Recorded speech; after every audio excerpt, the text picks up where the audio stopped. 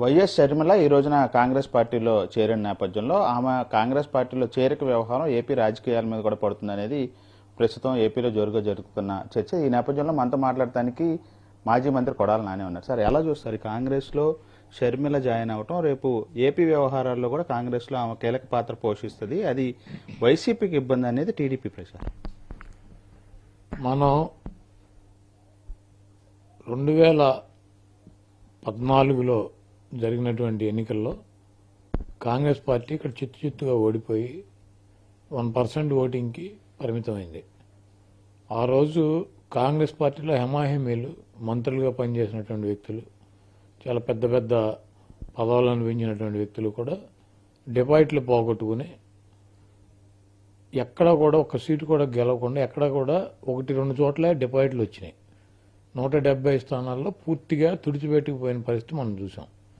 దానికి ముఖ్య కారణం ఈ రాష్ట్రాన్ని అడ్డగోలుగా రాజకీయ ప్రయోజనాల కోసం అవగాహన లేనటువంటి సోనియా గాంధీ ఈ రాష్ట్రాన్ని 2గా విభజించి ఆంధ్రప్రదేశ్కి తీవ్ర అన్యాయాన్ని ఆవిడ చేశారు కాంగ్రెస్ పార్టీ ఆధ్వర్యంలో. అదేవిధంగా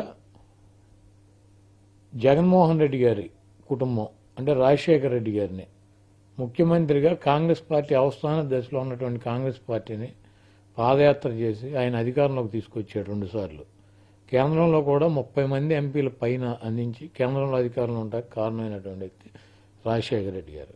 రాజశేఖర రెడ్డి గారి బతుకున్నంతకాలం ఆయన అడుగులకు మడుగులెత్తి రాజశేఖర రెడ్డి గారు అంత గొప్ప నాయకుడు లేడని చెప్పి కాంగ్రెస్ పార్టీ కీర్తించి ఆయన చనిపోయిన తర్వాత ఆయన పేరుని ఎఫ్ఐఆర్లో పెట్టి అవినీతి ఆరోపణలు చేసి రాజశేఖర రెడ్డి గారిని, ఆయన కుమారుని అయినటువంటి జగన్మోహన్ రెడ్డి గారిని 16 నెలలు జైల్లో బంధించినటువంటి పార్టీ కాంగ్రెస్ పార్టీ. ఒకటి, రాజశేఖర రెడ్డి గారి కుటుంబానికి చేసినటువంటి, రాజశేఖర రెడ్డి గారికి చేసినటువంటి ద్రోహం ఒకటి, ఈ రాష్ట్రానికి చేసినటువంటి ద్రోహం. కాంగ్రెస్ పార్టీని ఈ రాష్ట్ర ప్రజలు చేత్కరించి చీకొట్టి పక్కన పడేసినటువంటి పరిస్థితి. ఈరోజు నాయకులు లేక కాంగ్రెస్ పార్టీ దెబ్బతినలా. ఎంఐఎంఈలంతా 2014లో ఓడిపోయినాక జనసేనలో కొంతమంది పోయారు, ఆ తర్వాత వైసీపీలో కొంతమంది చేరారు, కొంతమంది బీజేపీలో చేరారు, కొంతమంది తెలుగుదేశంలో చేరారు. చెట్టుకోవడం పుట్టుకోవడం వాళ్ళు వేరే దారులు చూసుకున్నారు. ఈరోజు ఒక షర్మిలమ్మనో లేకపోతే ఇంకొకరిని ఎవరినో తీసుకొచ్చి పెట్టినందు మాత్రం కాంగ్రెస్ పార్టీ బలపడే ప్రసక్తే ఉండదు. ఒకటి, కాంగ్రెస్ పార్టీ రాష్ట్రానికి చేసినటువంటి ద్రోహాన్ని ఒప్పుకుని ఈ రాష్ట్రానికి కలుపుతానని చెప్పి ఎన్నికల మేనిఫెస్టోలో చెప్పగలదా? తెలంగాణ ఆంధ్రాన్ని కలుపుతానని చెప్పి ఎన్నికల మేనిఫెస్టోలో పెట్టగలదా? చేసినటువంటి అన్యాయాన్ని ఒప్పుకుని మేము రెక్టిఫై చేస్తాం, ఈ 2 రాష్ట్రాలను కలుపుతామని చెప్పగలదా? చెప్పలేదు. సేమ్ టైం రాజశేఖర రెడ్డి గారికి మేము ద్రోహం చేసాం, మేము వాడుకున్నాం, ఆయన వలన 2 సార్లు అధికారంలోకి వచ్చాం, ఆయన్ని ఎఫ్ఐఆర్లో పెట్టాం, ఆయన కుమారుణ్ణి చంద్రబాబుతో కలిసి 16 నెలలు జైల్లో బంధించాం, తప్పుడు కేసులు పెట్టాం. కాబట్టి జగన్మోహన్ రెడ్డి గారికి క్షమాపణ చెబుతున్నా అని చెప్పి కాంగ్రెస్ పార్టీ హైకమాండ్ చెప్పగలదా? ఈ 2 కూడా చేయదు. చేయనప్పుడు ఈ రాష్ట్ర ప్రజలు చేత్కరించినటువంటి కాంగ్రెస్ పార్టీని ఎవరో వచ్చి దాన్ని లేపుతారన్నది అసంభవం.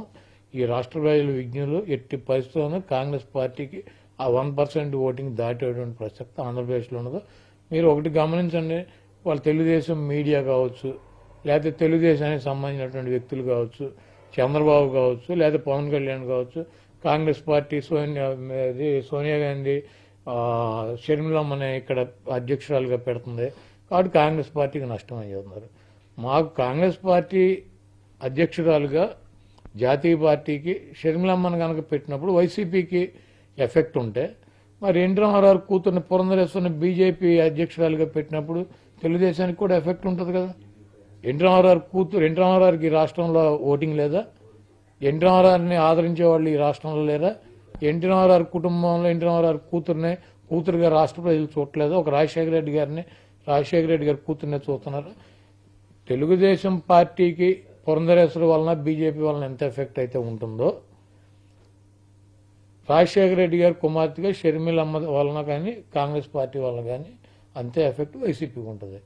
మాకైతే 1% కూడా ఆ పార్టీ వలన, కాంగ్రెస్ పార్టీ వలన నష్టం కానీ లాభం కానీ ఏమి ఉండదు. మేము ఆ పార్టీతో కలిసే ప్రసక్తి ఉండదు. కాంగ్రెస్ పార్టీని రాష్ట్ర ప్రజలు అసహించుకున్నారు, చీకొట్టారు, దాన్ని పక్కన పడేశారు. అది అయిపోయినటువంటి పార్టీ, దాని గురించి పెద్ద